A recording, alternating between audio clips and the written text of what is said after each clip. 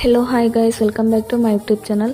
ఈరోజు సింపుల్గా అండ్ టేస్టీగా పలావ్ చేసుకుందాం, వచ్చేయండి.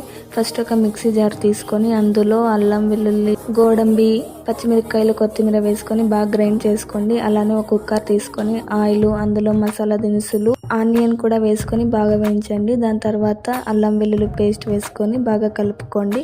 మీ దగ్గర అవైలబుల్గా ఉన్న వెజిటేబుల్స్ కూడా యాడ్ చేసుకొని ఒక 10 minutes మూత పెట్టి మగ్గించండి. మగ్గిన తర్వాత బఠానీ కూడా యాడ్ చేసుకొని బాగా కలుపుకున్న తర్వాత అప్పుడే మనం పేస్ట్ చేసుకున్నాం కదా, అది కూడా యాడ్ చేసుకొని బాగా కలపండి. ఇక మీకు ఎంత క్వాంటిటీ కావాలో రైస్ అంత క్వాంటిటీ వేసుకొని బాగా కలిపిన తర్వాత ఆ రైస్ క్వాంటిటీ బట్టి వాటర్ వేసుకోండి.